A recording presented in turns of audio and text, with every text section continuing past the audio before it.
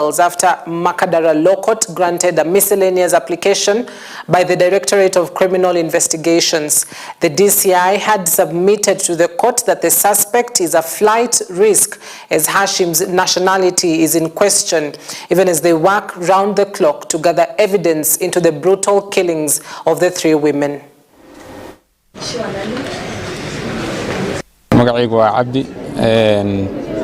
I am the father of the girls and the husband of the Habo.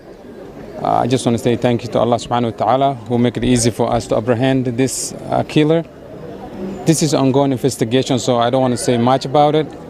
I just want to say special thanks to the detectives who worked tirelessly day and night to capture this killer. I also want to thank to the family member who worked day and night to capture this killer. As you can see, it's very devastating. Musaibu was my firstborn and Haba was my wife. And this has been a very hard time. And may Allah subhanahu wa ta'ala give us a sabr for all my family. And I'm getting emotional at this time. I don't want to talk a lot about it. But may Allah subhanahu wa ta'ala give us a peace in our heart and make it easy for us in the sorrow we are in at this time. And we are hoping for justice to be served, inshallah. Yeah. Now, Education Cabinet Secretary Julius Migos has issued a stern warning against exam malpractice as he flagged off the distribution of 2024 Kcse papers early Monday in Nairobi. This year's exams introduced strict security protocol, even as the ministry aims towards having 0 cases of exam malpractices. Now, in its third week, the Kcse 2024 officially began on October 22nd with select papers. This year, the rules are very, very strict. The exams they've got some security features. The papers are secured. We are ensuring that there are no phones in any particular center. And if you find somebody is insisting that they want to be there with the phone, it is an offense. We can take disciplinary action against them or move them. So let us not, in any manner, disobey the regulations that were put in place. Let us obey them. They will help us reduce the instances of malpractices. And we are looking forward to securing this and to ensuring that next year we can come back and celebrate a credible examination result for the first time in the country.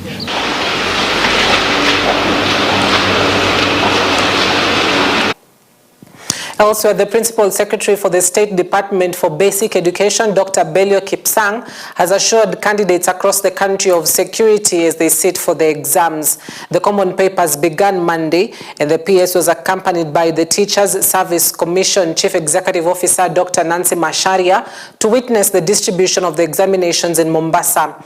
Dr. Kcse said the regional commissioners made adequate security arrangements and the exams kicked off fairly well across the country.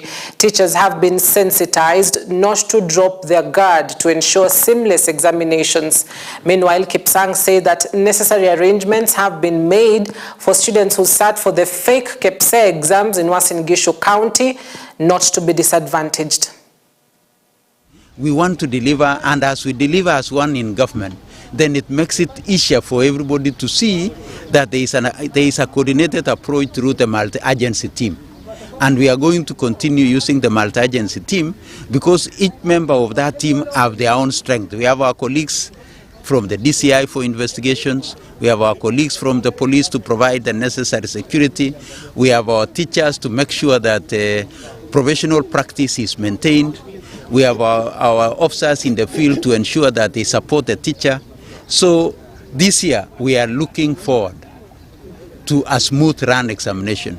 And we have continuously throughout the year been encouraging and sensitizing our teachers on the essence of giving the children an opportunity to be children. That's very important. Mambo ya Tana River, vile mnajua, tumekuwa na multi-agency team yenye wamehakikisha kwamba hiyo shida ilikuwa huko, that communal problem that was there, we have tried to manage it, and I know it has been managed. I want to thank our colleagues at the Ministry of Interior because they have stabilized that region. Lamu, as at now, I know we are doing fairly well in Lamu. More than any other time, this time we are delivering an exam without so much panic. In Lamu, in the North Rift, And this really is because of the multi-agency way that we have been dealing with it. Our colleagues have done quite a very good job from the security sector. And we urge all of us that we become positive, we communicate a positive message so that even communities realize that there is need for them to be peaceful for the sake of their children. Because children can only give us their full potential when we give them a conducive environment to do that. And the first thing is that we vetted all the teachers who are involved, whether it is examiners, and you'll forgive me, I have a cold, whether it is the examiners, the supervisors, or the center managers. We have vetted them, but in the unlikely event that something happens and it touches on our teachers, of course the criminal aspect will take its place, but as professionals the code of regulation for teachers takes effect, and our teachers have been briefed on the same, as well as briefed on what NEC expects of them as they got contracted. President William Ruto has praised the Supreme Court for what he describes as firmness in guiding lower courts and being a faithful custodian of the Kenyan Constitution. Speaking at the Supreme Court buildings in Nairobi during the commemoration of 12 years since the nation's highest court was established, the president said the court has been emphatic in its dispositions and solving complex constitutional matters, making Kenyans confident that their rights are intact and due process is indispensable. Some of the Supreme Court's verdicts in recent months have sparked criticism, the most recent being last week's ruling affirming the legality of the Contentions Finance Act 2023, which the Court of Appeal had nullified.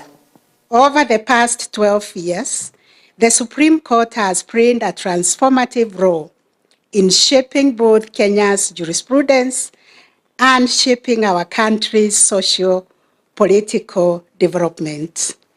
These court's landmark judgments have influenced the daily lives of Kenyans while reinforcing the core principles of our democracy. Through hearing and determining 4 presidential election petitions over the last 3 election cycles, the court has set critical benchmarks for conducting free, fair, and transparent elections. In the short time the Supreme Court of Kenya has existed, the jurisprudence has been quite groundbreaking, and on that front I think it will be unfair for any assessor to actually fault the performance of the Supreme Court. To deliver the public good called justice, of course, the court has to do that through its jurisprudence and through the decisions they make. The court has also done very well in terms of the infrastructure, the software, the technology bit. And among the arms of government and the agencies of government, I think the judiciary is ahead of the rest of us. Since the establishment of Kenya's Supreme Court, an iconic institution that along with devolution and the Bill of Rights stands as one of the most transformative innovations in our progressive 2010 Constitution. As Kenya's apex judicial body, the Supreme Court is entrusted with the sacrosanct mandate to uphold and promote the purpose and principles of our constitutional order. By virtue of its unique complement of exclusive, original, appellate, and advisory jurisdictions, it possesses the necessary authority to arbitrate, to advise, and to guide the institutions of our republic as they perform their roles of giving full expression to the will of the people as inscribed in our Constitution. Now, the Social Health Authority SHA transition continues to cause jitters amongst Kenyans, even as patients decry lack of services. 1 month since the introduction of the new health insurance scheme, some patients and doctors at the Bungoma County Referral Hospital have expressed mixed reactions about its implementation. Some of the patients and doctors have described the hardships they are going through, including the challenges with communication when they want to register to receive services at the hospital, as a big big problem for them, and likewise the demands of being asked to seek medical services at a level 1 hospital before reaching the referral hospital. Nilipoingia katika shirika la SHA, nilikuwa nafikiria labda nitakuwa nalipa bill, lakini SHA imenisaidia. Nikatibiwa na ugonjwa wa pressure Bungoma referral. Mtoto alizaliwa kama miezi haijafika miezi 9, alizaliwa na miezi 7. SHA ikanisaidia, wakapeleka mtoto nursery, anaendelea kutibiwa. Nimefurahi sana kwa kunitendea haya maneno mazuri, sababu mimi mwenyewe singeweza kulipa bili ya referral. Nilikuwa admitted Bungoma Referral Hospital kwa ajili ya kufanyiwa operation juu ya mguu, na nimeweza kushughulikiwa. SHA imeweza kunishughulikia kila kitu, imelipa bili ya operation, matibabu yote nimefanyiwa. Hakuna dawa yenye nimenunua isipokuwa ni moja, na nimeweza kuongea na wakubwa wa SHA wa Bungoma, na wamesema wataweza kushughulikia kwa sababu haifai tulipe chochote. So nasema SHA at 1 month we are doing very well in Bungoma County. Tumeweza kusajili hospitali 275 hapa Bungoma ambao wamesign contract ya SHA. Hii hospitali 275 ni private hospitals, faith-based hospitals, na pia hospitali zote za serikali za Bungoma. Wote wamesign contract na wamekubaliana na ile matakwa ya contract, ambapo wanahudumia wagonjwa wetu vizuri wakienda nyumbani. Mambo ya connectivity, 90% ya hospitali zote zimekuwa connected na ile mambo ya login 90%. Ile 10% imebaki tunazidi kuwashughulikia ili waweze. Kuna hospitali karibu 20 mpya hatuweza kuwapata, nazidi kuwatafuta tuwapate ili waweze kusaini hiyo contract na waweze kuwa connected waweze kutumia wa Kenya. Prime Cabinet Secretary and Cabinet Secretary for Foreign and Diaspora Affairs Musalia Mudavadi participated in the launch of the Uhai wa Mama na Mtoto project, National Obstetrics Point of Care Ultrasound Guidelines in Nairobi. He highlighted the critical role of these newly developed guidelines in supporting the government's ongoing commitment to enhancing antenatal care and producing maternal and neonatal morbidity and mortality rates, Now these guidelines empower nurses, midwives, clinical officers, and other reproductive health professionals to share responsibilities in conducting obstetrical ultrasound screenings aligned with the World Health Organization's standards. They enable nurses, midwives, and clinical officers, and other reproductive health professionals to share tasks for obstetrical ultrasound screening in accordance with World Health Organization guidelines. This initiative bridges a critical gap in public health dispensaries and centers where pregnant mothers miss out on early ultrasound scans due to a shortage of sonographers, radiologists, and gynecologists obstetricians. These facilities are usually manned by nurses, midwives, and clinical officers who are not trained to carry out ultrasound screening. Moreover, the facilities are not equipped with ultrasound machines as they are expensive and are not part of the essential package for public health centers. Advancement and innovation in ultrasound procedures through the use of handheld screening devices will facilitate high-impact interventions to pregnant women across all counties and regions. It is refreshing to note that these guidelines were developed through the collaboration between the government and key stakeholders represented here, funding from the Bill and Melinda Gates. Maternal mortality remains a major global challenge, including here in Kenya. Despite progress, achieving our goals for newborn and maternal health requires innovations. Access to essential care like ultrasound is crucial but often limited. There is limited equipment, trained staff, and costs are again a major barrier. we at the ministry recognize this challenge. The point-of-care ultrasound offers a powerful solution. Point-of-care ultrasound allows for early intervention and timely referral, improving both maternal and fetal outcomes. And the Ministry of Health is committed to expanding access to obstetric point-of-care ultrasound, especially in the underserved areas. A group of the internally displaced persons, IDP, has appealed to President William Ruto to now address the issues raised by Kenyans during the violent protests that were led by Gen Zs.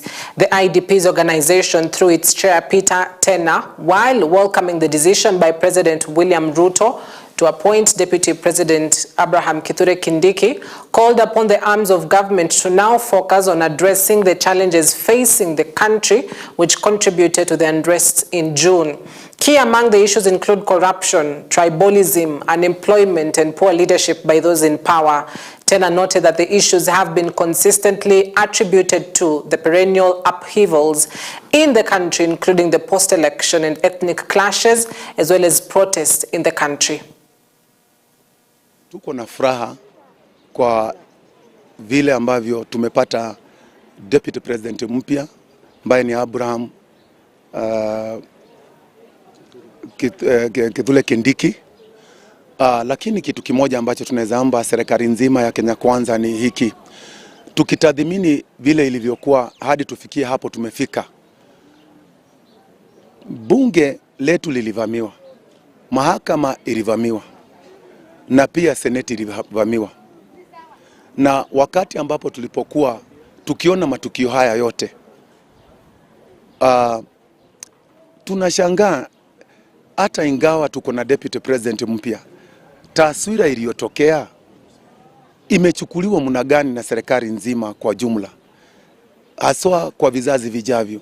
Tuliwahi kutokewa na machafuko ya 2007 elections ambayo ilikuwa ni mbaya sana, na kwa uhakika tulikuwa tunaelekea kutumbukia katika janga kama hilo, wakati ambapo kulikuwa kwa historia ya Kenya kuona kuwa taasisi za serikali zimefika pahali ambapo zimevamiwa. Na ndipo tunasema kama vile Deputy President ameingia kwa kile kiti, na pamoja na rais wetu na serikali ya Kenya Kwanza kwa jumla, sijui wanaliangazia jambo hilo kivipi. Litakuwa na historia gani na kumbukumbu ya aina gani katika historia ya Kenya yetu? Omba wa Kenya wakubali, na tukikubali tushikamane. Kikubwa ni tuwe na amani, maana bila amani taifa haliwezi kusonga. Ningeomba kuwe na uwiano mzuri in both houses, parliament, senate, na pia hata kwa counties kuwe na uwiano. Sisi sote ni wa Kenya, damu yetu ni moja, rangi ya damu yetu ni moja, na mambo ya uongozi isilete utengano katikati yetu. Tourism and Wildlife Cabinet Secretary Rebecca Miano wants Kenyan travel operators to package short city tours suited for travelers on stopovers with the rollout of transit visa. She said the government's recent introduction of transit and long connection travelers electronic travel authorization is a major boost to short tours applicable to visitors on long layovers. Miano spoke during the launch of the Coast Tourism Circuit Tembea Kenya campaigns in Mombasa, which marked another milestone in Kenya's ongoing commitment to expand and open up tourist destinations for visitors. She further disclosed overwhelming requests for the digital nomad permits, especially from expatriates, that allows those who wish to live and work remotely in the country. As we launch the Coast Tourist Circuit, and this marks the third out of 9 unveiling of similar events under the Tembea Kenya campaign. So this event follows the successful launch of the Western Circuit during this year's Tourism Week that we held in Kisumu last month, and the unveiling of the North Rift Circuit last week in Eldoret. Each new circuit brings us closer to a fine-tuned showcasing of the full richness and diversity of our beautiful country, divided into the regions that we have. We have seen a whole presentation, but the Tembea Kenya campaign is a call to all Kenyans and our visitors to discover the unique attractions within our borders. The coast region, in this regard, stands as a shining example of Kenya's heritage, beauty, and diversity, and I want to congratulate and thank all of you for the effort that you have put to nurture the coast region and to promote it accordingly. President William Ruto held talks with Li Shi, a member of the Standing Committee of the Political Bureau of the Communist Party of China Central Committee and Secretary of the Central Commission for Discipline Inspection. Kenya and China are working together in the implementation of development projects in the country to realize the two countries' strategic partnership. The president said Kenya is eager to reap the benefits of the projects to enhance transformative development and alleviate poverty. He pointed out that discussions are at an advanced stage over the Rironi-Mau Summit Road, while talks are ongoing over the expansion of the SGR 2 billion shillings Naivasha to Kisumu. The SGR 2B, that is Naivasha to Kisumu, and SGR 2C, which will begin from Kisumu to Malaba.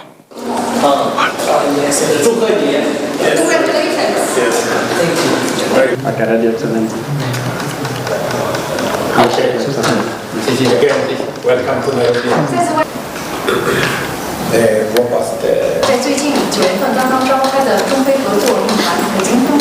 Our comprehensive strategic cooperative partnership. It was an honor, Your Excellency, for me to join President Xi and fellow African heads of state and government under the Beijing Action Plan 2025 in setting a common strategic plan for the partnership between our continent and China.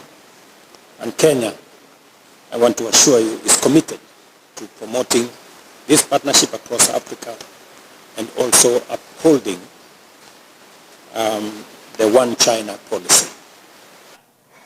Now let's move across the border. United States of America is gearing up on what could be a historic election, pitting Vice President Kamala Harris and former President Donald Trump. Early voting began weeks ago, even as election date is set for Tuesday, November 5th. Harris is looking to succeed Joe Biden, and if elected, will be the first female U.S. president, while Donald Trump wants another 4 years in office after being bundled out in 2020 by Joe Biden. The candidates have been winding up their campaign, trying to win over swing states, which will be a key determiner on who wins the 270 electoral colleges required to make them president. Democrats are the ones who will likely lose the Muslim American and young votes. Now, what balances that on the other side of the coin is that the most impactful voting bloc in the US is women, especially the older women over 60, the seniors. Those are the most reliable, consistent, and very solid vote that anybody would want to get. And they usually tilt the elections because the US has 7 what are called swing states. Swing states are those that are so in the middle or neutral, almost independent, that in any election, they don't reliably vote blue or red, Republican or Democrat. They reliably are swing states. They could swing either way. So there's Arizona, there's Georgia, there's Michigan, there's Pennsylvania, there's what else I haven't said. So there's Pennsylvania, Arizona, Georgia, Michigan, Wisconsin, and I may be missing one or two. So in a nutshell, that's where it really matters. And in those swing states, it is the two blocks. Now, the number two swing demographic after women is usually the independent voters. Independent voters, just like the swing states, they could go either way, and usually they listen more to the issues than the traditional factional, leaning. So you find the swing voters in the swing states are the ones left to be convinced, and women, especially the elder women, usually tilt to those. Well, some great insights right there from John Kinuthia, who's a strategist, having also lived in the US, and he held that interview with my colleague Martin Masharia. So that brings us to the end of our broadcast tonight. Thank you very much for watching. I hope that you're up to date with what is making headlines across the country. My name is Cynthia Nanjala. Blessed evening, fantastic week as well ahead. Good night.